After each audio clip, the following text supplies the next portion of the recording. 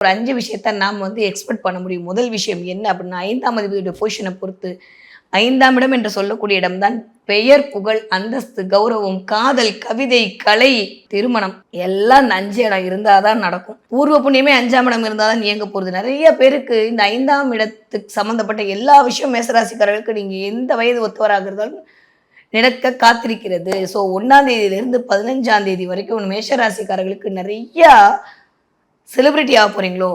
அப்படிதான் தோணுது எனக்கு. செலிபிரிட்டி ஆகிறதுக்கான தன்மை எல்லாம் எக்ஸ்ட்ரார்டினரியா இருக்க போகுது. இந்த எதை சாப்பிட்றது, எதை விடுறதுன்னு தெரியாம நம்மளுக்கு பிடிச்ச ஐட்டம்லாம் கண்ணுக்கு முன்னாடி நிக்கும்போது, நம்ம ஒரு ஸ்வீட் கடையில போய் யோசிப்போம்ல.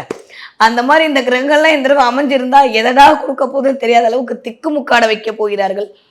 அந்த அளவுக்கு நல்ல வகையெல்லாம் உங்களை நோக்கி வர காத்திருக்கக்கூடிய இனிய காலம் இனிதே ஆரம்பம். இதுவரைக்கும் 5ஆம் அதிபதி விரயத்து ஸ்தானம் அவரோட விரயத்துக்கு இருந்தாரு. ஸோ 4ஆம் வீட்ல இருந்தனால ஓகே தான். ஸோ நான் சொன்ன மாரி குடும்பத்தோட ஒரு அந்யோன்யம், குடும்பத்தோட இணங்கியிருத்தல், வேற இடத்துக்கு ட்ரான்ஸ்ஃபர் ஆறது எல்லாம் நடந்துச்சு. பட் ஸ்டில் இப்போ 5ல 6ல இருக்கக்கூடிய அமைப்பு லக்னாதிபதி போய் 6ஆம் இடத்துல உட்கார்ந்திருக்கிறது. கூடவே சேர்ந்து கொஞ்ச நாளுக்கு அப்புறம் அப்படியே புதனும் இறங்கி 12ஆம் தேதிக்கு அப்புறம் அமரப் போறது. இந்த கான்செப்ட்லாம் எடுத்து பார்த்தோம் அப்படின்னா, நெறைய பேருக்கு யாரெல்லாம் காம்படிட்டிவ் எக்ஸாம் எழுதிட்டு இருந்தீங்களோ, யாரெல்லாம் வேலை சார்ந்து எதிர்பார்த்து காத்துக் கொண்டிருக்கிறீர்களோ, அத்துணை மேஷ ராசிக்காரர்களுக்கும் மிகச்சரியான மாற்றம் நடக்கக்கூடிய காலம் இனி.